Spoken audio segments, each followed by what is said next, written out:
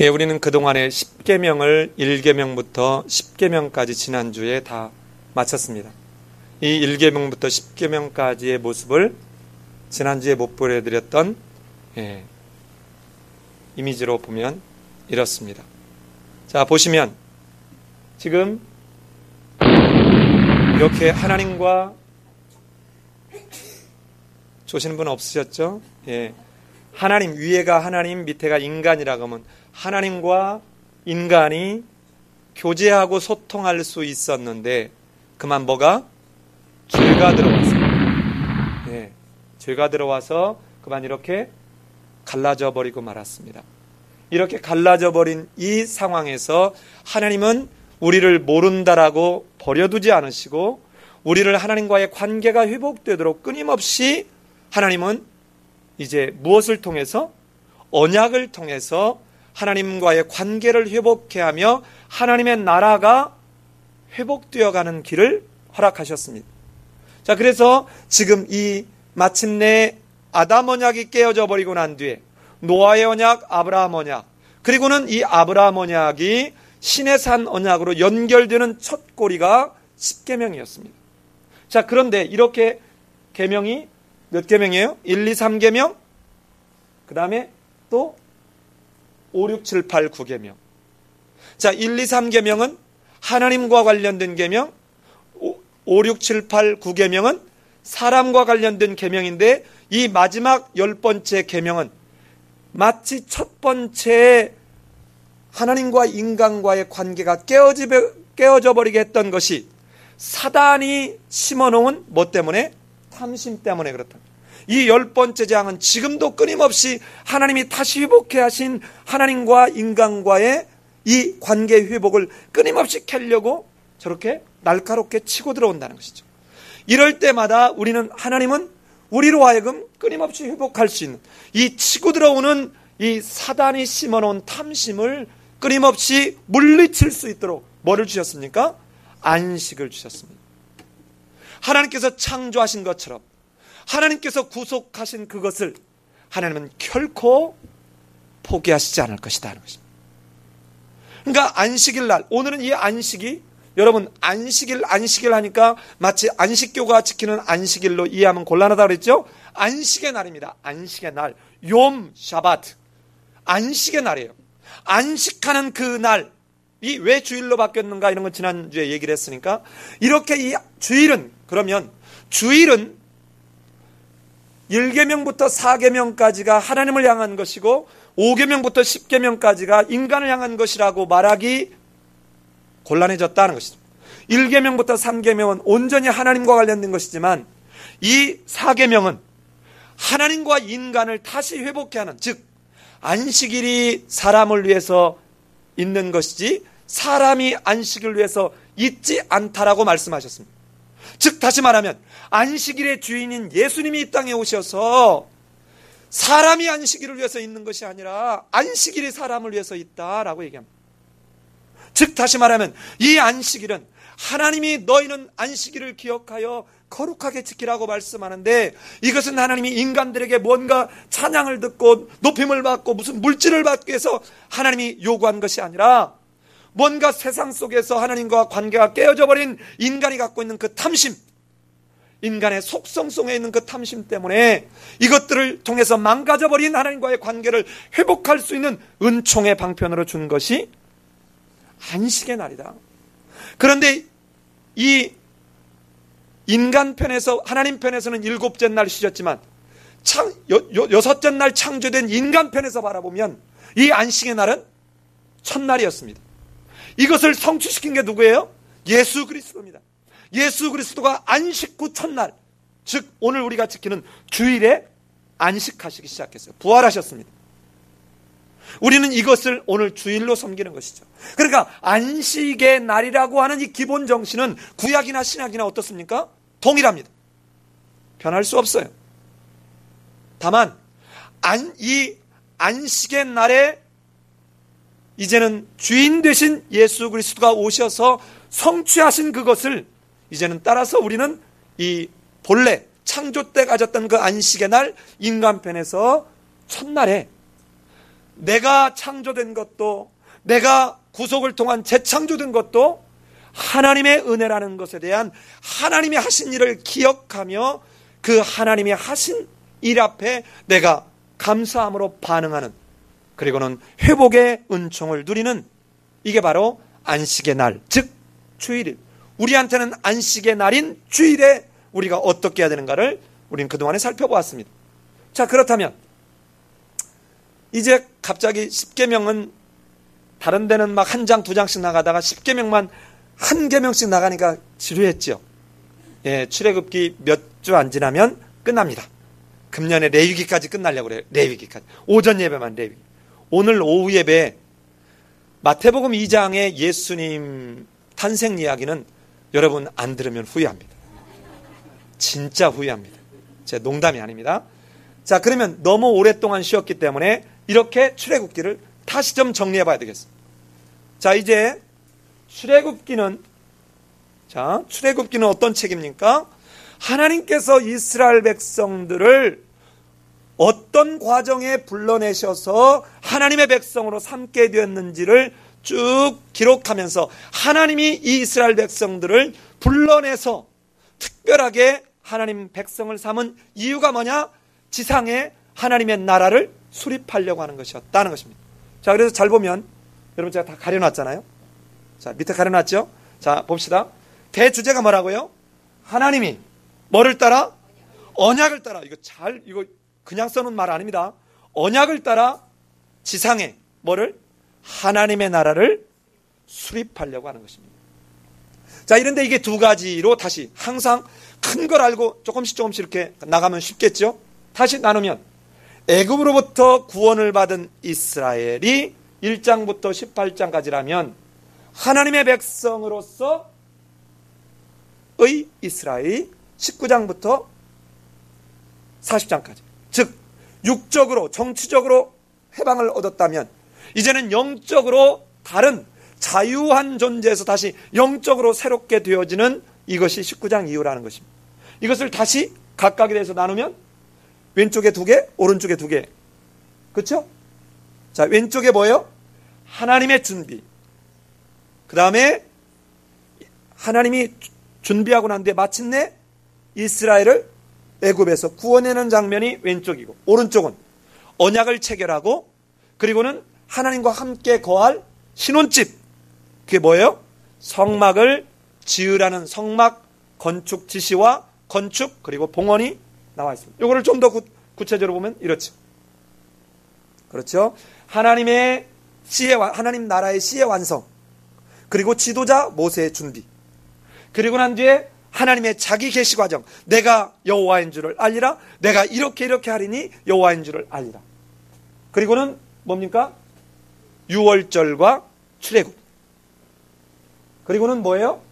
이스라엘의 보전, 아말렉이 쳐들어왔을 때, 또 마라의 쓴물에서, 또 먹을 물이 없을 때, 배고프다고 불평할 때 그들에게 하나님은 먹을 것을 주고 적을 물리치게끔 하는 은총을 주셔서 보존하고 계신다. 그런데 오른쪽은 뭡니까? 또 역시 몇 가지로 나눠요? 4가지로. 첫 번째, 언약을 체결했으면 뭐를 받게 돼요? 율법을 받게 되죠. 자, 언약을 체결하고 바로 하나님의 백성으로 살아가야 될 모습이 무언지 율법을 받게 되었습니다. 그리고 난 뒤에 뭐합니까? 성막 건축을 지시하는 설계도를 받습니다. 그런데 이 설계도를 받고, 즉 결혼식하고 난 뒤에 신혼여행 가는 첫날 다른 놈한테 눈을 주는, 어떻게 해야 돼요? 예, 죽이면 안 되죠. 예, 어떻게 해야 돼요? 머리를 싹 뽑아버려야죠. 자, 그게 반역했으니까 어때요? 언약이 깨져버린 거예요. 그러니까 다시 언약을 갱신하는 것이죠. 자, 여러분 지금 잘 이렇게 보면은 제가 그냥 1계명부터 3계명, 5계명부터 10계명을 하고 그 다음에 안식일 계명, 4계명을 맨 마지막에 한 게 아니라 이제부터 두고두고 흘러가는 모습이 이런 모습이에요. 그러니까 깨지면 반드시 회복해야 하는 게 뭐예요? 그게 바로 제사입니다. 그게 바로 예배예요. 이 예배가 얼마나 중요한지 모릅니다. 자, 그리고 난 뒤에 이제 다시 성막 건축하도록 하고 난 뒤에 성막 건축하고 뭐 하죠? 봉헌, 신혼집 차리고 이제 마침내 신방에 들어가면서 이 출애굽기는 끝이 납니다. 대충 그림이 그려지세요? 예. 자, 이쪽은 애국과 광야, 저쪽은 어디에서? 시내산에서. 이쪽은 약 360년, 3개월, 그 다음에 자, 뭐 한 8개월 내지 10개월. 자, 이렇게 됐는데 왜 제가 이렇게 했느냐? 오늘 가는 데가 어디쯤 가는지 아시겠죠? 자, 오늘 가는 데가 어디쯤이에요? 언약 체결하는 장면이죠. 자, 우리 지금 19장이니까 19장에 20장을 읽었고 23장을 읽었죠? 언약 체결하는 장면입니다. 자, 그러면 이제 오늘 본문. 이거 참. 오늘 본문 들어가는 데까지 가려고 여기까지 왔어요. 자, 한 단계를 더 가면 오늘 본문은 이렇습니다. 잘 보셔야 돼요. 어렵지 않습니다. 자, 여호와께서 언약을 맺기 위해서 강림하는 장면이 19장이죠. 그리고 난 뒤에 프로포즈 했잖아요. 내가 너희들을 내 소유로 삼고 열국을 내 소유로 삼고 내가 너희를 제사장 나라 삼을 거야. 그래서 어떻게 하려고? 온 저 열방들로 나를 알도록 너희가 그 역할, 거룩한 제사장 나라가 되도록. 그래서 여호와 하나님이 강림하셨습니다. 그러니까 여러분 24장 1절로 11절에 가면 이제 마침내 뭐예요? 양쪽으로 6지파씩 세워놓고는 이제는 양을 잡아서 두 양푼에 담아서 하나는 제단에, 하나는 백성들에게, 그 지도자들에게 뿌립니다. 이게 뭐예요? 언약 체결식이죠. 언약을 맺기 위해서 하나님이 강림하셨으니까 뭐 해야 돼요? 언약을 체결하는 걸로 끝난다면 가운데가 바로 하나님의 언약서에 해당하는 내용입니다. 이게 뭐예요? 십계명이에요. 자, 그렇다면 오늘 보려고 하는 이 본문 22절부터는 뭐냐? 십계명의 주석서와 같은 것입니다. 즉 다시 말하면 십계명을 판례법에 맞게끔 현실에 맞게 쭉 사례를 들어서 설명해 놓은 내용입니다. 적용하기 좋게. 즉 다시 말하면 십계명을 풀어서 설명해 놓은 내용이라 생각하시면 됩니다. 자, 그런데 이 풀어서 설명해 놓은 내용에 어떻게 되어 있어요? 법과 약속으로 되어 있습니다. 어떻게 법과 약속으로 되어 있습니까? 제사법이 오늘 읽은 20장 22절로 26절이 하나님 앞에 제사 드리는 걸로 했고, 가운데 22장 21장 1절부터 23장 13절까지가 십계명을 쭉 풀어가지고 판례법처럼 얘기한 거예요. 그리고 난데 맨 마지막에 여호와께서 뭐로 지키라고? 절기를 지키라라고 얘기합니다. 제단에 관한 제사법을 얘기하고 그 다음에 뭐라고요? 절기를 지키라고 얘기합니다. 그것이 양쪽에서 감싸고 있는데 가운데 뭐가 있다고요? 시민법, 사회법이 있습니다. 이게 법이에요. 그리고 약속은 뭡니까? 이제는 이렇게 너희가 지키면 내가 너에게 어떤 약속을 하게 될지, 안 지키면 어떻게 할지 경고가 들어가 있습니다. 이게 오늘 본문이에요. 자, 그 중에 제가 지금 어디를 하고 있는지 아시겠죠? 제사 드리는 법과 밑에 여호와께서 여호와께 의무로 지켜야 할 절기에 관한 법 두 가지를 하고 있죠. 자, 이제 여기까지 갔으면 아마 다 끝난 걸 거예요. 예, 이거는 조금 있다. 자, 이제 저를 집중해 주세요. 자, 큰 틀을 알으셨죠? 자, 그러면 여러분 지금 이 시민법 잘 들으셔야 됩니다. 이 십계명을 속에 다 들어 있어요. 근데 십계명은 한 절 내지는 뭐 한 두세 절로 굉장히 압축해 놨지요. 이것을 그 시대에 맞게 풀어서 주석을 해놓는 것처럼 해놓은 게 아까 시민법에 해당하는 21장, 22장, 23장에 있는 내용이라면 이 시민법의 앞과 뒤를 싸고 있는 게 뭐예요? 제사법입니다. 제사법이에요. 자, 그런데 오늘 설교 제목이 뭡니까? 하나님의 복을 잘 들어야 돼요. 받는 자입니다. 자, 하나님의 복을 받는 자, 결론부터 얘기합니다. 오늘은 설교를 결론부터. 자, 하나님의 복을 받는 자가 누구냐라고 하는 게 앞에 20장 22절로 26절이에요.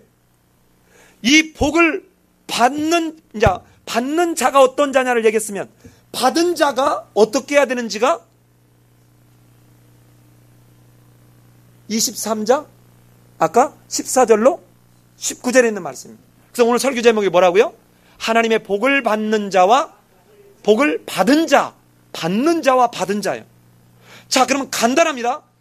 받는 자는 뭐냐? 하나님의 복을 받는 자는 하나님께 예배하는 자다는. 하나님께 복을 받은 자는 어떤 자냐? 하나님 앞에 나오는 자다. 두 개가 뗄래야 뗄 수 없습니다. 하나님 앞에 복을 받는 자는 하나님께 예배를 드리러 가는 자인데, 누가 예배를 드리러 갈 수 있느냐? 복을 받은 자가 갈 수 있다는 거예요. 자, 이게 오늘 이야기의 결론입니다. 너무 쉽잖아요.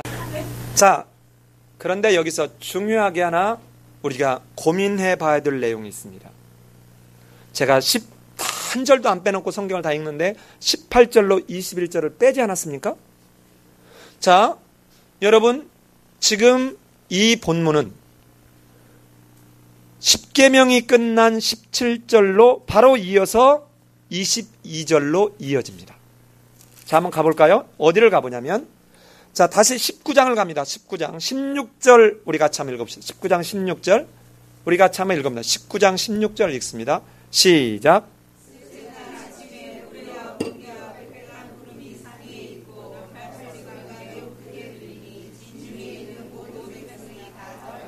진중에 있는 백성이 다 어쩌더라? 떨더라. 자, 그랬더니 자, 18절을 읽어봅시다. 아니 그렇게 하고 25절 한번 읽읍시다. 25절 시작.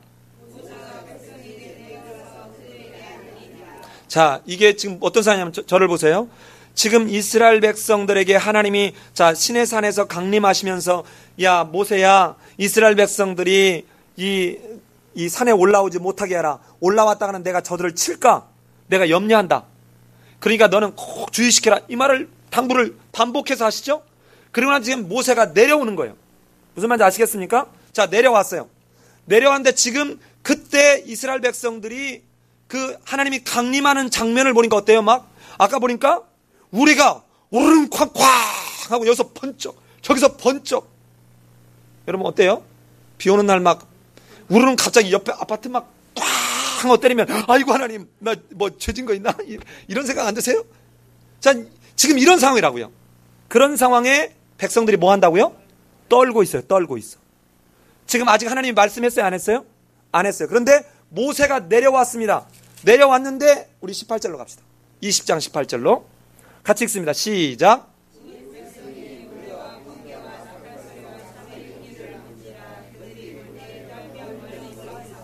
자, 그들이 볼 때 어땠다고요? 예, 떨며 멀리 서서 모세에게 이르되 제발 지금 이렇게 우르릉 쾅쾅 하고 막 여기서 번쩍 저기서 번쩍 이러는데 야, 이 하나님이 말씀하니 우리 다 죽어버리겠구나 하고 지금 벌벌벌벌 떨고 있습니다. 모세가 걱정하지 마라. 두려워하지 마라. 너희를 하나님의 임하심은 너희를 시험하고 너희로 경유하여 범죄하지 않게 함이라. 그리고 난 뒤에 모세가 어떻게 합니까? 20절, 21절을 읽습니다. 시작.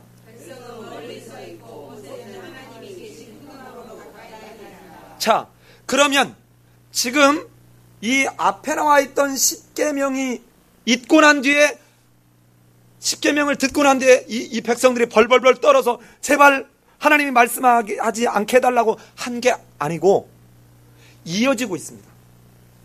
그런데 왜 저자는 이렇게 떼놓고 있을까요? 여러분은 안 궁금해요? 자, 바로 아까 얘기한 대로 이 저자는 여러분 성경은 하나님의 말씀이기도 하지만 문학 작품이기도 합니다. 그래서 이 십계명을 통해서 이 뒤가 바로 이 십계명을 풀어서 주석처럼 얘기해 놓고 있는 것을 이 내용을 통해서 이렇게 구분지어 놓고 있는 것입니다. 두 번째는 이것을 통해서 모세의 권위를 세워주는 거예요. 앞으로 이 백성들을 이끌고 40년 동안 가야 될 텐데 앞에서 말 안 듣는 거 봤어요? 안 봤어요? 물 없다고 돌로 치려고 해요? 안 해요? 이러는 이 백성들에게 모세의 지도자의 권위를 세워주려고 하는 그 하나님의 마음. 동시에 뭐예요? 십계명과 이 뒤에 있는 것이 생뚱맞은 것이 아니라 이것을 풀어서 주석해 놓은 것이라는 것을 얘기하고 있는 것입니다. 자, 이렇게 두 개를 이어지고 있는 내용임에도 불구하고 구분되어지고 있는 이 속에서 하나님은 무엇을 말하려고 할까? 다음 주 설교 제목도 정해졌어요.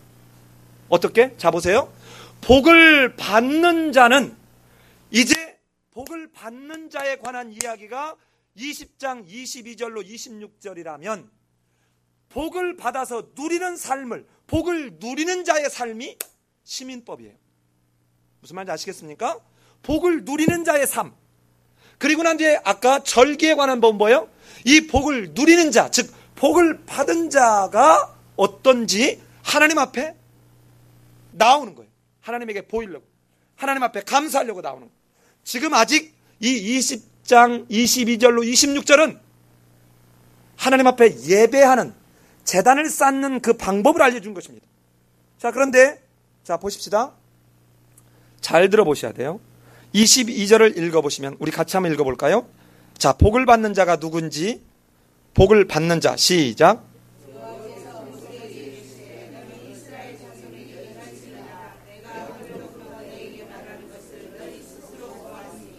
저 22절부터 26절까지는 바로 1계명부터 3계명을 압축해서 놓고 있어요.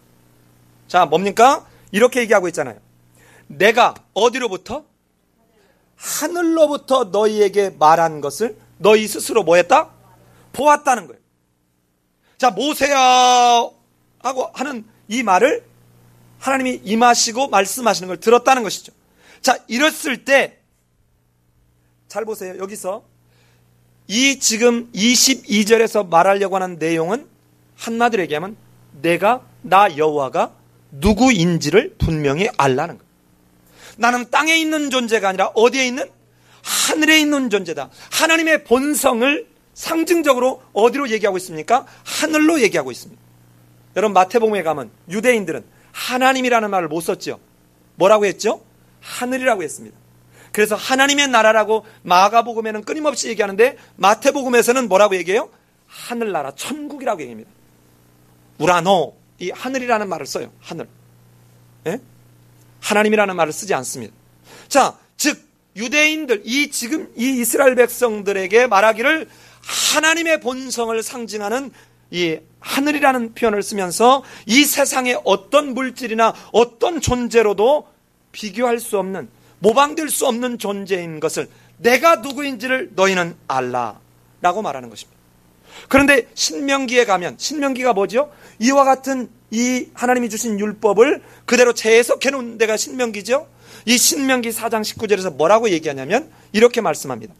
또 그리하여 내가 하늘을 향하여 눈을 들어 해와 달과 별들, 하늘 위의 모든 천체, 곧 너희의 하나님 여호와께서 천하 만민을 위하여 배정하신 것을 보고 미혹하여 그것들에게 경배하며 섬기지 말라. 자, 인간들은 보고, 인간들은 자기가 느낀 것을 가지고 무언가 경배하려고 하는 경향이 있다는 것이죠. 이게 인간이에요, 인간. 그런데 하나님은 하늘을 향하여서 너희가 뭐를 보고 그것들을 섬기거나 경배하려고 하지 마라. 즉, 나는 누구냐? 이것들을 창조한 하나님이다. 첫 번째는 내가, 나 여호와가 누구인지를 너희는 분명히 알아라, 이 말이에요. 두 번째는 너희는 나를 비교해서 은으로나 금으로나 너희를 위하여 신상을 만들지 말고. 뭐를 만들지 말래요? 어디서 많이 본 것 같죠? 두 번째 계명이죠. 자, 22절이 예배의 대상이 누구인지를 분명히 생각해라라는 말이라면, 두 번째는 예배의 방식을 너희가 원하는 방식이 아니라 하나님이 말하는 방식으로 해라 이 얘기죠. 어떤 우상도 만들지 말라. 나를 비겨서라고 했어요. 나를 비겨서. 이 말은 인간들의 상상과 인간들의 이 어떤 그 지식을 가지고 하나님을 하나님의 빗대서 만들지 말라는 거예요. 이제 이 실수를 바로 32장, 33장, 34장에서 벌어지는 이 금송아지 사건이 이방 신상을 세운 게 아니라고 그랬죠? 그들이 하나님의 눈에 보이는, 자기들이 불안하지 않도록 눈에 보이는 현존하는, 임재하는, 현현하는 하나님을 만들어내고 싶은 거예요. 자, 이 비교서의 말한 나와 함께, 나와 나란히, 나와 같은 위치에다가 뭔가를 만들어서 누구를 위하여? 잘 보세요. 성경 읽을 때 조금만 관심 있으면 누구를 위하여? 너희를 위하여. 누구를 위하여 신상을 만들었어요? 너희를 위하여 만든 거예요. 하나님을 위하여 만든 게 아니에요. 자기들의 불안, 눈에 안 보이면, 누가 지금 없어요? 저 금송아지 사건 할 때는 그렇게 앞에서 그냥 금 나와라 뚝딱, 은 나와라 뚝딱 하는 것처럼 마치 쓴물이 나오면 쓴물을 단물로, 먹을 것이 없다고 하면은 만나를, 고기 먹고 싶다면 메추라기를 내려줬던 누구? 지금 이 사람들은 누가 하나님의 현현으로 봐요? 모세가 하나님이 되어서 이 땅에 내려온 존재인 것처럼 인식하고 있는 그에게 마치 모세가 없으니까 뭐합니까? 하나님의 현현이 없어졌다고는 우리 눈에 불안하지 않도록 뭐를 만들었다고요? 금송아지를 만들어버린 것입니다. 이 실수를 하지 말라는 것입니다. 세 번째는 24절 우리 같이 한번 읽어볼까요? 시작.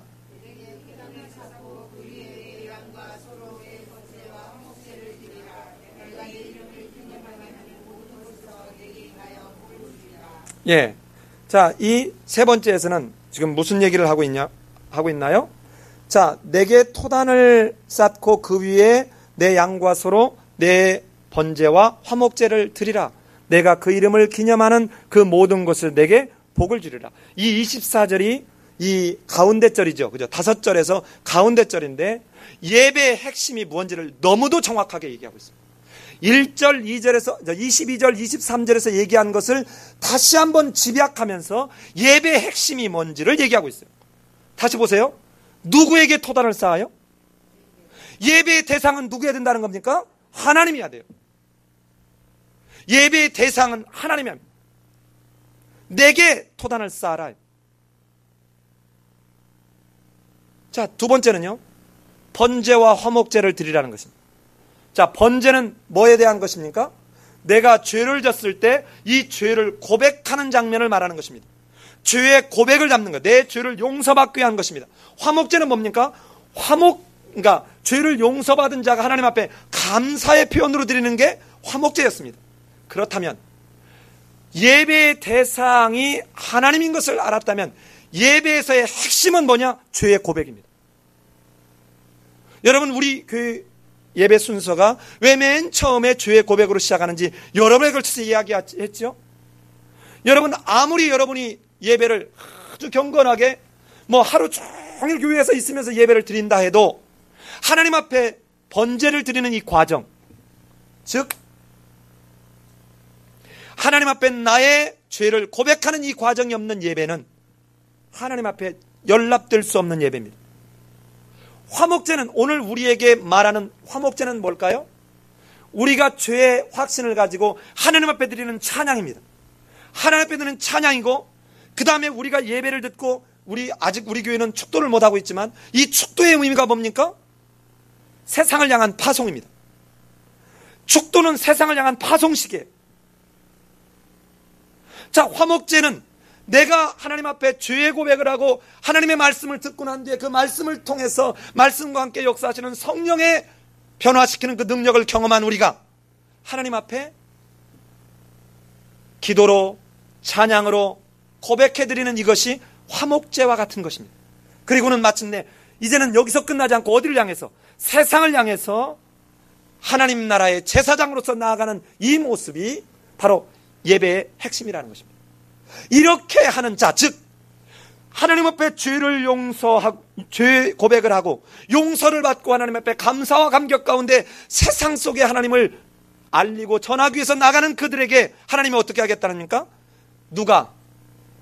24절에서 내가, 자, 예배를 받으신 분이 내 이름을 기념하게 하는 모든 곳에서, 그것이 초막이나 궁궐이나 그것이 감옥이나 아니면 어디나 상관없이 내게 임하여 뭐를 주리라? 복을 주리라. 자, 복을 지금 받았어요? 안 받았어요? 아직이죠. 예배를 드리게 될 때 이 복을 준다. 이 복을 준다는 말은 주식 투자하면 대박 나고, 시험에 공부 안 했는데 연필 딱 굴리면 어떻게 했어요? 우리 때 그렇게 했어요. 우리 때는 항상 사지선다 했거든요. 그러면 이 연필이 이렇게 각이 있으면 여기다 써가지고 이렇게 굴려서 잘 모르면 한번 굴려봐서 4번. 그런데 또 굴렸는데 또 4번이야. 아, 이거 하늘의 뜻이 하고 4번. 자, 내가 굴리면 나가라 나가라 다 나가라라고 해도 굴려도 이게 답이 된다. 이게 복이 아니라 창조하신 하나님이, 그러니까 창조하신 엄마가 아기를 낳고 난 뒤에 탯줄을 끊어놓고 잘 살아라, 가서 젖도 얻어먹고 밥도 얻어먹고 잘 살아라고 내팽겨쳐주는 것이 복이 아니죠. 어머니가 탯줄을 자르고 난데도 엄마가 젖을 먹이고 엄마가 목욕을 시켜주고 엄마가 함께하는, 이게 복이죠. 그러니까 창조하신 하나님은 끝나버리는 것이 아니라 그 창조한 그 피조 세계를 보호하시고 지키시고 풍성케 하시는, 이게 복이죠.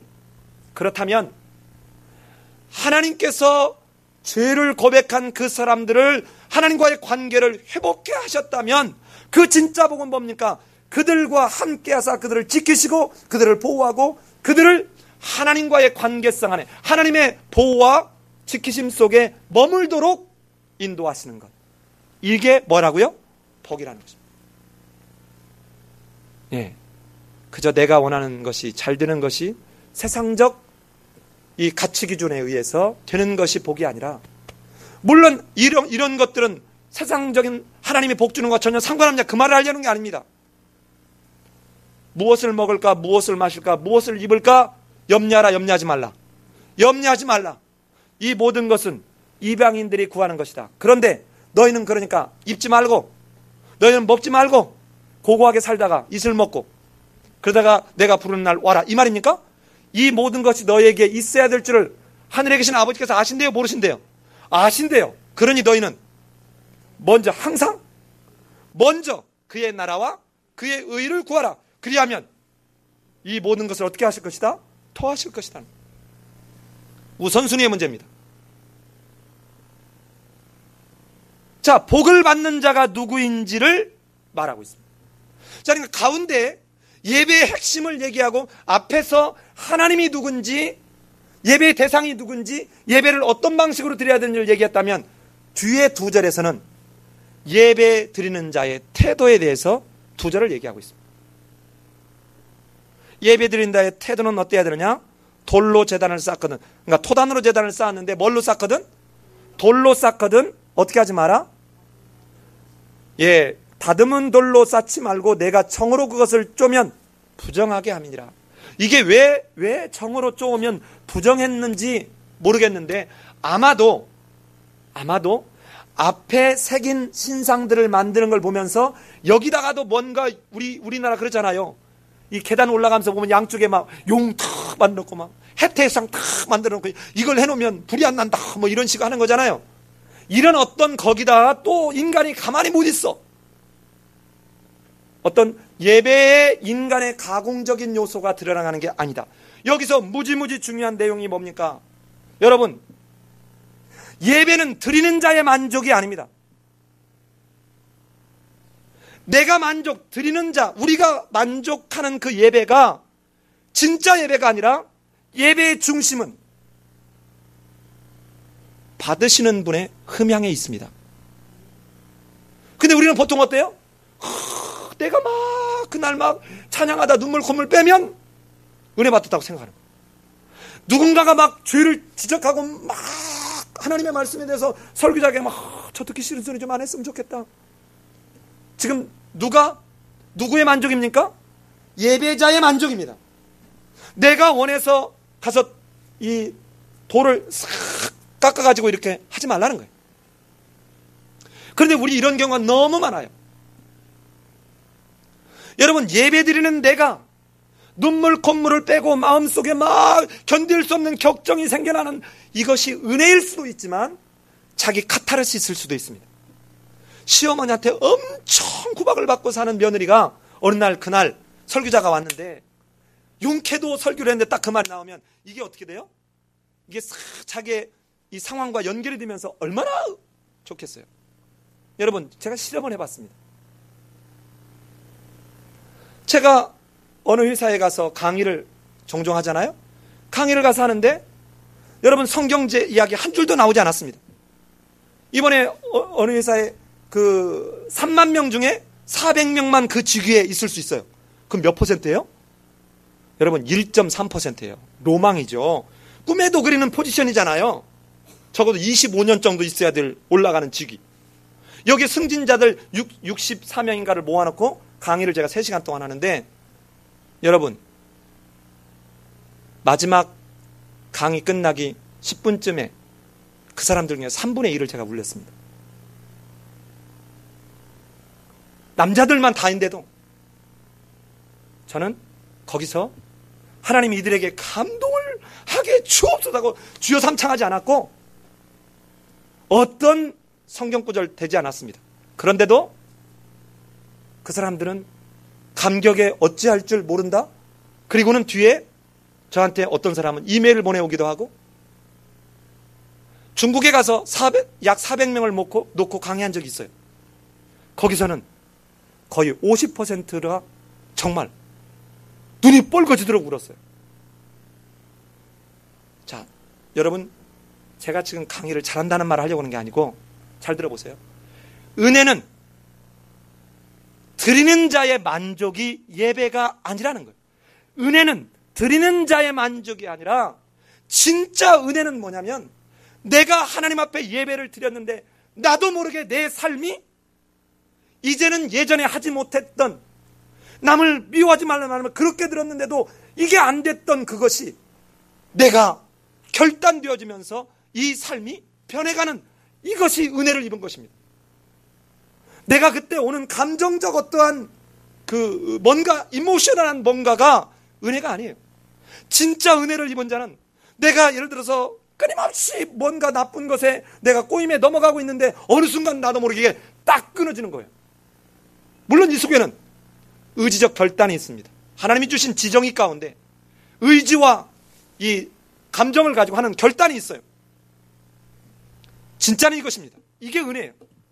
내가 누구한테인가 그렇게 하지 못했는데 어머머 웬일이야. 내가 저 사람이 나를 약 올리는데도 이전 같으면 그냥 쌍시옷 몇 개 넣으면서 막 했을 텐데 아이 인간아 잘 살아.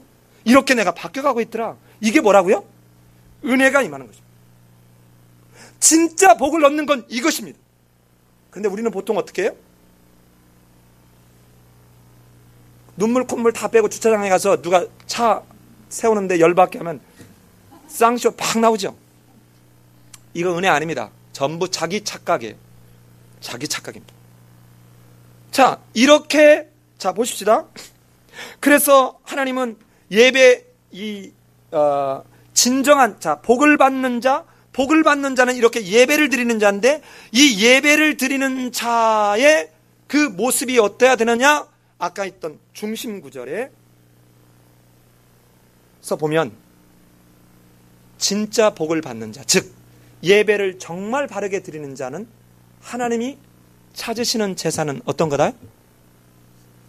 상한 심령이라. 이걸 예수님은 영과 진리로 예배한다는 것입니다.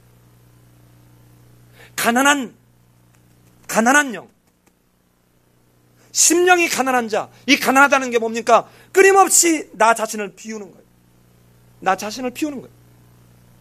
이런 상한 심령을 찾으신다는 거예요. 영과 진리로 예배하는 그가 복을 얻게 된다는 것이죠. 자, 이게 바로 오늘 이 22절로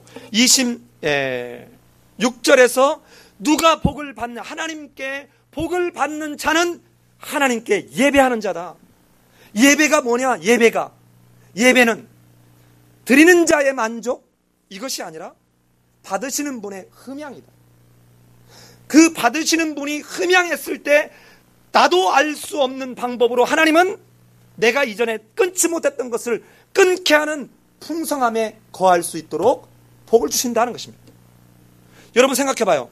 이렇게 잘 보세요. 우리가 얼마나 세상적 기준에 이 복이라는 개념이 있는지 봐요. 내가 당장에 내가 아파트가 안 오르고 내가 성적이 안 나온다 해도 하나님이 내가 이전에 나는 책만 보면 하나님이 사랑하시는 자에게 잠을 주는도다 하고는 책만 보면 끄덕끄덕 이렇게 졸려. 그런데 세상에 예배를 드리고 난 뒤에 나도 할 수 없는 어떠한 그 시간을 절제하고 시간을 잘 소화하는 시로 내가 바뀌어가기 시작했습니다. 그러면 공부하는 시간이 늘어나겠죠. 공부의 집중도가 높아지겠죠. 그러면 성적이 오를 거예요. 그러면 결과적으로 하나님께 함께 하시는 그 은혜를 받았다는 이 복이 뭔지를 잘 생각해 보라고요. 나는 계속해서 잠을 자는데도 성적이 올랐다. 그러면 이 사람은 완전히 사회적 악에 해당하는 존재로 점점 더 썩어져 갈 거예요. 여러분, 뭔가 내가 죄를 졌으면 이게 안 통해야지 이 사람이 헤어나올 거잖아요. 하와가 선악과를 따먹고 넘겼을 때 목구멍 딱 넘기는 순간 으악 하고는 토하면서 쓰러졌더라면 아담은 안 먹었을 거잖아요. 근데 절반의 성공이 인간을 끊임없이 악으로 빠져들게 하는 거 아닙니까? 그런데 인간, 내가 그렇게 예배를 드리고 그렇게 성경을 읽었는데 안 되던 그 일을 말씀과 함께 역사하시는 성령의 변화시키는 능력이 나로 그걸 끊게 하는 결단력을 갖게 하셨다면, 그로 인해서 정말 이 인간 세계에서 현세적 복도 함께 낳게 되는 것을 여러분 충분히 이제 아시겠습니까? 이게 하나님께 예배 드린 자가 복을 받는 모습입니다. 그 다음 넘어가 봅시다. 뒤로 어디를 갑니까? 23장. 이렇게 복을, 너희가 예배를, 제사를 잘 드리면 복을 받을 거야. 그리고 난 뒤에 이제 다음 주부터 한 2주에 걸쳐서, 여기는 뭐 십계명에서 다 했기 때문에 쭉 읽어가면서 얘기할 거예요. 이렇게 23장 13절까지 해서 이렇게 하나님께 예배를 드린 자가 삶 속에서 복을 누리는 삶, 이 삶에 대해서 얘기하고 있다면, 이렇게 복을 누린 자가 그렇구나, 하나님이 내게 주신 은혜로 말미암아 내가 이렇게 살고 있구나라고 지 발로 걸어가서, 하나님 저 왔어요. 내가 예를 들어서 우리 어머니 아버지가, 우리 어머니가 엄청 아파요. 진짜 아파요. 감기 들어가지고 시골에. 그 지난주 수요일날 무사리야 김제를 갔다 왔어요. 가서 응급실에 가서 닌거 또 하고, 그래도 안 돼서 어제 토요일에 다시 우리 누나가 내려가서 모시고 올라와서 안산에 계세요. 오늘 예배 끝나고 가야 될 것 같아요. 자, 보세요. 제가 이렇게, 우리 고향은 시골인데 제가 서울에서 있다가 이제 내가 직장도 잡아, 이제 결혼도 했어, 예를 들어 집도 샀어. 그러니까 어떻게 합니까? 명절 때 되면 어디 가요? 고향에 가서 어머니 아버지 나왔습니다. 요즘 어떠냐? 살았다 하고는 그 고향에 갔다 오면 피곤하고 힘들지만 명절 때 갔다 오면 어때요? 왠지 훈훈한, 이런 것처럼 복을 받은 자가 삶 속에서 복을, 하나님께 예배를 드려서 하나님이 함께 하시는 복을 주리라, 이 복을 주리라는 그 약속에 따라서 복을 누린 자가 다시 고향에 가는 것처럼 하나님 앞에 가서, 하나님 내가 복을 누린 것이 내 능력이 아니라 하나님의 은혜였습니다 라고 고백하는 이 장면이 3번 절기라는 것입니다. 그러면 너희는 와서 내게 보이라고 하는 것이 번잡한 일이 아니라 하나님의 복을 확인하면서 이 복을 계속해서 누리는 은혜 가운데 거하라는 하나님의 복의 약속이잖아요. 우리는 예배, 주일날 예배 오라, 뭐 하라 그러면 어떤 성도들은 우리 교회 말고 괜히 또 누구야 옆 사람 눈 돌리지 마요. 그럴 필요 하나도 없어요. 토요일날 청소하자라면 어느 날 예를 들어서 3명 4명 조를 지었는데 안 나오면, 야 이게 번잡스럽다 하고는 하면, 여러분 그게 아니라 정말 그 안에서 감격이 있어야 돼요. 그게 예배를 진짜 제대로 드린 사람이에요. 예배를 진짜 제대로 드린 사람은 벌써 월요일날 세상 속에서 살아가는 그 삶의 자세가 월요병이 아니라, 월요일날 떠오르는 태양, 어떻게 하면 내가 빨리 학교에 가지, 내가 어떻게 하면 직장에 가지, 왜? 너무 감사하기 때문에. 근데 여러분이 정말 곤고한 날에 처해보지 않으면 이걸 깨닫지 못해요.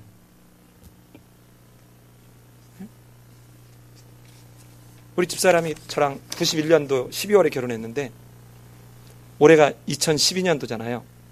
그럼 몇 년도에 몇 년 살았어요? 20몇 년 살았잖아요. 20몇 년 동안 같이 사는데 한 번도 애기 둘 키우고 뭐 오만 일 다 하면서도 한 번도 결근하지 않았어요. 그런데 지난번 날 얼마나 아픈지, 감기에 장염이 함께 왔는데 얼마나 아픈지 처음으로 하루 결사하다. 목소리가 안 나오는데 학교 가더라고요. 응? 그 옆에 또 앉아있는 그 언니라는 사람은 목소리가 안 나오니까 캔트제다 써가지고 이러고 수업했답니다. 가서 학생들한테. 자, 보세요 여러분. 이게 진짜, 이게 내 직업에 대한 한없는 자긍심을 가진 사람이 여러분 갖는 삶의 모습일 수 있어요. 택시 하는 사람 이렇게 보세요. 여러분 택시 탔는데 그 애기 손에 잡고 짐 있고 그러면 골목길, 여기 불편하니까 그냥 두고 가세요, 내가 갈게요 하면, 내가 진짜 택시 기사라면 무슨 말씀합니까? 나는 이런 사람들을 위해서 나는 택시하는 건데 하고는 그 앞에 집까지 하고 들여다 줬을 것 같아. 그런데 아저씨 골목으로 좀 들어가죠. 짐 있어요. 가다 급브레이크 하면 팍 받고 에이 콱 막 휘전 틀고. 뭡니까? 이 사람은 정말 자기 직업에 대한 프라이드가 없어요. 자긍심이 없어요. 그저 그냥 먹고 살게. 그러니까 급급해요. 그냥 나는 어디 지방 갔다가 늦게 저 터미널 부근에 가면 거기에 장거리 위에서 대놓고 호객행위 하는 사람처럼 불쌍한 사람이 없어요. 어떻게 저렇게 스스로 자기를 돈 몇 푼에 천박하게 생각할까? 그리고 나한테 타는 정상적인 택시를 딱 타잖아요. 그러면 그 사람이 이 사람을 향해서 저렇게 해도요 저만큼 못 벌어요. 그런 거예요. 그냥 저처럼 그냥 가는 대로 그날 저 손님들 타는 대로 하면 한 달 이렇게 가보면 저 사람이 저보다 더 많이 벌지 않아요. 여러분, 교회에서 예를 들어서 뭔가를 한다고 할 때 누군가에게 떠넘기고 맡기고 막 이런 식으로 해가지고 하는 그 교회는 결단코 하나님의 말씀에 입각한 예배가 세워지고 있지 않아요. 예배가 예배대로 드려지고 있지 않는 것입니다. 진짜 예배자라면 그 예배를 드린 자의 그 삶이 이제 누려지기 시작해야 되는 거예요. 누려지기 시작, 자기 삶 속에서. 자, 그런데 이 지금 여기서 바라보면 자, 이렇게 절기를, 새 절기를 지키라는 거예요. 자, 왼쪽에 보면 민간력, 오른쪽에 보면 종교력 있잖아요. 자, 이스라엘 백성은 출애굽한 시점부터 새로운 이스라엘의 종교적, 그러니까 하나님과의 관계성을 가진 달력이 시간, 역사가 시작된다는 것이죠. 그래서 며칠 날? 1월 며칠이? 14일이 뭐라고요? 6월절입니다. 6월절. 무슨 말인지 아시겠죠? 6월 14일이 6월절이에요. 그리고 난 뒤부터 1월 14일이 6월절. 제가 며칠이라 그랬어요? 안 조는구나. 1월 14일이 6월절이고 그 다음 날 15일부터 일주일이 무교절입니다. 즉 우리가 애굽 땅에서 어떻게 살았는가, 그 맛대가리 없는 무교병과 쓴 나물을 먹으면서 우리가 살았던 그 모습이 쓴 애굽에서의 삶을 살았는데 누가? 하나님이 우리를 구원하셨다라는 걸 기억하기 위해서 첫 번째, 저 굵은 글씨로 더 좀 커 보이죠? 무교절이 첫 번째 절기입니다. 두 번째 절기는 그로부터 언제예요? 여기 보면 3월 6일. 3월 6일에 해당하는 날, 이 날이 뭐예요? 77절 맥주절. 그러니까 맥주절. 이게 바로 예수님이 오신 뒤에는 성령 강림절, 오순절. 무슨 말인지 아시겠죠? 자, 이 두 번째 절기입니다. 세 번째 절기는 여기 초막절 보이죠? 초막절. 언제? 7월 15일부터 일주일 동안. 이 세 번에 걸쳐서 와서 뭐 하라는 거예요? 내 앞에 너희 보이라는 거예요. 보이라는 건 뭡니까? 하나님이 주신 은혜 속에 너희가 머무르고 있음을 확인하면서 또 그 다음 절기를 가기까지 아까 제사 드리면서 네가 누리게 됐던 복을 누리는 삶을 살아라 하는 거예요. 일종의 체크포인트죠. 체크포인트. 자, 그런데 이때 이 지켜야 할 내용이, 자, 아까 앞에서 보면 절기가 3가지 있다면 어떻게 지켜야 되는지가 18절부터 19절입니다. 자, 우리 18절 한번 같이 읽어볼까요? 시작.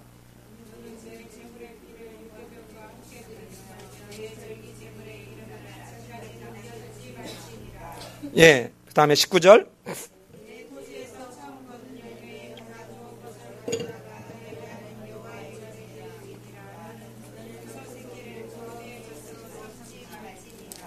예. 자, 그러면 이렇게 3개의 절기를 지키는데 어떻게 지키느냐? 방법이 첫 번째, 유규병을 드리지 말라는 거예요. 즉 다시 말하면 무규병을 먹으라는 거예요. 그러면서 너는 항상 애굽 땅 종되었던 집에서 살았던 것을 잊지 마라, 기억하라, 이 말. 두 번째는 제물의 기름을 아침까지 남겨두지 마라, 이 말. 이게 언제 그랬죠? 유월절 때 이랬죠. 유월절 때. 그걸로 인해서 뭔가 이 또 다른 탐심 내지는 그걸로 인해서 쌓아뒀다가 오는 전염병, 이런 것들을 방지하기 위해서 제물의 기름을 아침까지 남겨두지 말라. 세 번째는 염소의 새끼를 그 어미의 젖으로 삼지 말라. 자, 이게 무슨 말인가? 그동안 잘 몰랐었는데, 자, 여러분 잘 보세요. 염소의 새끼를 그 어미의 젖에 삼는다. 맛 기가 막히겠잖아요? 그렇죠? 자, 그런데 새끼를, 이 말은 새끼를 생명의 공급 원인 어미의 젖에 삼는 것은 생명의 존엄성을 해치는 것입니다. 잘 보십시오. 기본적으로 창조적 질서에 위배됨이 있지만 이것이 어떤 의미인지를 그동안에 분분했는데 1930년에 가나안 지방에 있었던 이야기를 써놓은 우가린 문서라고 하는 문서에서 발견된 내용이 뭐냐면, 이방인 풍속 중에 이렇게 염소 새끼를 어미젖에 삶아가지고 그 국물을 가져다가 과수원이나 밭에다 뿌리면 이 풍년이 든다. 그러니까 뭔가 수확이 많아진다는 주술적, 이 마술적 제사의식이 당시에 가나안 땅에서 드려지고 있었다. 그런데 너희는 이렇게 하지 말라는 거예요. 왜? 이렇게 해서 만약에 수요가 풍성해지면 어떻게 됩니까? 아하, 가나안의 신이 우리에게 복을 주고 있구나 하고 이방 신을 섬기게 되겠죠. 그게 아니라 누가 주시는 거다? 하나님이 주시는 거다. 그러니까 너희는 그때 무기병을 먹어봐라. 쓴 나물을 먹어라. 그리고는 제물의 기름 아침까지 남겨두지 말고 절대로 이방인들이 하는 것처럼 하지 마라.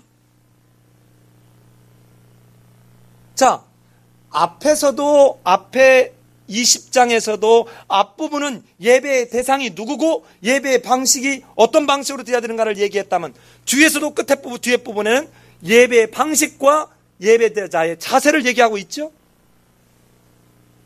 이게 오늘 설교의 이 본문의 내용입니다. 자, 이제 설교를 정말 마무리합니다. 여러분, 하나님이 임하셔서 복을 주시는 예배를 꼭 드리시기를 바랍니다. 이 예배를 정말 제대로 드리는 사람이 그 삶에서 회복되는 것을 경험해야 되고, 진짜 삶 속에서 그 하나님이 함께 임하셔서 복을 주시는 것을 누려볼 줄 알아야 돼요. 그 은혜가 뭔지를. 어제까지 그렇게 안 되던 것이 정말 끊어지는 그것. 중고등학생들이나 청년들이 끊임없이 술과 음란 사이트에 탐닉해 있는데 어느 순간 이것이 내게는 아주 역겨운 것으로 바뀌어가면서 끊어지는 이 경험이 있어야 된다는 거예요. 이것은 나의 의지만 가지고도 아니고 하나님 은혜만 가지고도 아니고, 내가 하나님 앞에 제사를 드리면서 진정으로 내 마음의 마음의 가죽을 찢는 하나님 앞에 죄의 고백을 할 때 하나님이 그에게 주시는 은혜, 이 두 가지가 이렇게 결합될 때 이루어질 수 있다는 것이죠. 그렇다면 이렇게 하나님께 복을 받고 복을 받은 자가 하는 이런 삶을 살기 위해서는 첫 번째, 예배에 우리가 늘 하나님과의 관계성을 회복하려고 하는, 이것을 늘 잊지 마시라는 것입니다. 두 번째는 번제물, 번제와 화목제를 드릴 때 준비하는 번제물을 드리는 그 마음으로 여러분 예배를 준비하십시오.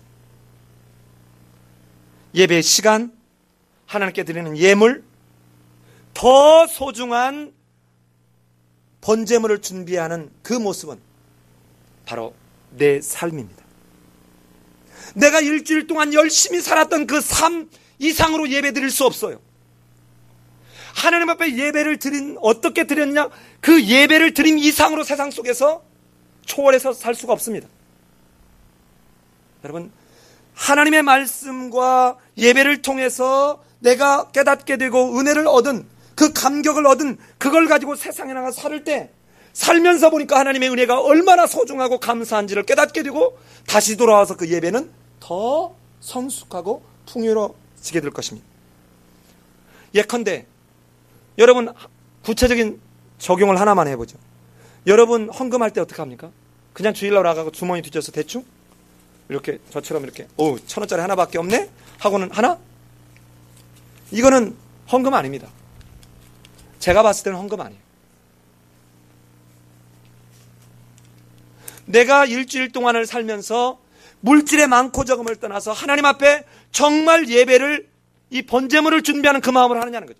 조금 있으면 우리 이제 하겠지만 번제를 드리려고 동물을 가지고 왔을 때 그 예배자가, 제사를 드리는 사람이 그 동물 머리 위에 안수했습니다. 내 죄를 이 동물에게 대신 전가하는 거죠. 그런데 이때 제사장이, 레위인이 가가지고 이 동물에 흠이 있는지 없는지, 병이 있는지 없는지, 흠이 있으면 이 성막 안으로 들어가지 못했습니다. 하나님은 어디에서도 물질을 구걸하지 않았습니다. 여러분, 헌금은 여러분이 기도하는 가운데 준비해서 드리는 것이지 그냥 와가지고 주머니 쑤셔가지고 나오는 대로 잡히는 대로 드리는 게 헌금이 아니에요. 저는 우리 교회라도 바른 정말 번제물을 준비하는 그 구약시대의 그 정신은 우리가 이어가야 되지 않겠냐는 것입니다. 세 번째는, 자, 이렇게 내적인 아까 상한 신령과 같은 게 있다면 마지막 세 번째는 외적인 측면에 뭐가 있어야 되냐는 것입니다. 외적인 측면. 여러분, 우리 교회는 여러 차례 얘기했지만 예배당에 올 때는 여러분에게 고급 옷을 입거나 멋난 옷을 입거나 비싼 옷을 입으라는 것이 아니라 깔끔하게, 세상 사람들이 봐도 저 사람 뭔가 다르다. 제가 몇 차례 얘기했죠. 미국에 교환교수로 나가 있을 때 한국 교회를 가보면 저 사람이 술집에 있다 온 사람인지 시장통에 있다 그냥 온 사람인지 아니면 지금 늦잠을 자고 개슴츠레하게 그냥 대충 하고 온 사람인지 구분이 안 될 그런 모습으로 예배에 오는 사람들이 적지 않게 있다고요. 그런데 그 아주 보수 전통적인 미국인 교회를 갔을 때는 여러분, 여자들도 절대로 스커트 입지 않습니다. 무릎을 덮는 치마를 입고 다 그 예배 드리는데 성가대도 없어요. 그냥 이 반주자 한 사람하고 설교자만 올라가요. 그런데 이 사람들이 사부로 찬양해요.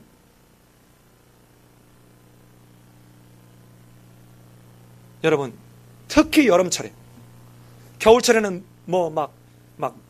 치장하고 비싼 옷 입고 와서 옆 사람 기죽이고 이런 거 하지 말고, 예컨대 무언가 안에서 우리가 이처럼 상한 심령을 갖고 있는 사람, 정말 마음과 뜻과 정성을 다해서 준비하는 사람은 그 외적인 자세에서도 뭔가 다르다는 것이죠.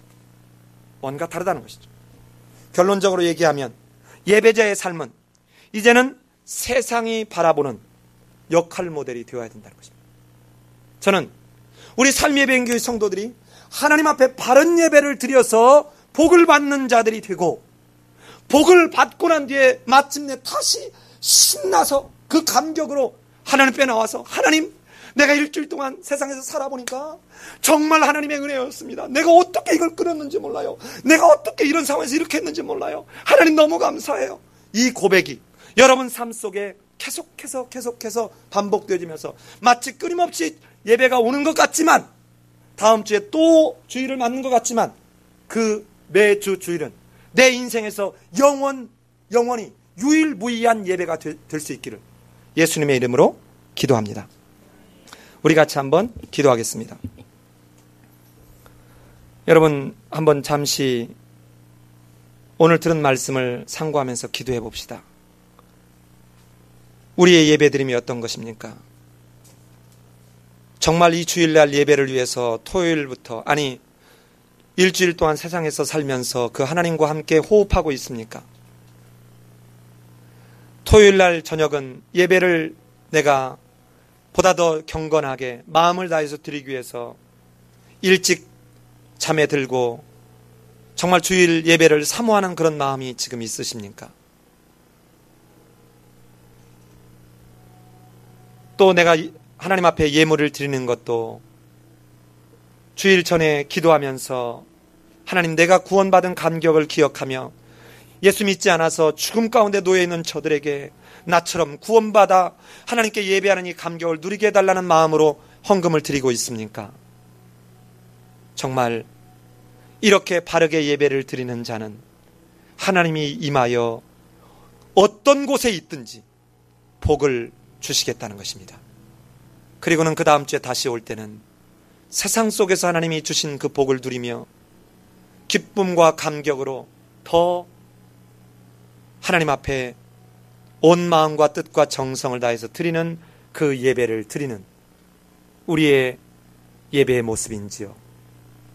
이 시간 조용히 자기 목소리가 자격이 들 만하게 지금까지 그렇게 예배를 못 드리고 있다면 하나님, 나도 예배를 통해서 재창조의 이 감격을 누릴 수 있도록 도와주옵소서. 예배를 통해서 내 삶이 하나님과 함께하는 복을 누리는 그런 삶이 되게 주님 도와주옵소서. 하나님, 내가 결단하고 나아가겠사오니 하나님께서 은혜를 주셔서 나를 그 결단한 대로 하나님 갈 수 있도록 또한 성령으로 도와주옵소서 하고 이 시간 자기 목소리를 기도할 만하게 결단하고 기도하는 시간 갖겠습니다. 기도합니다.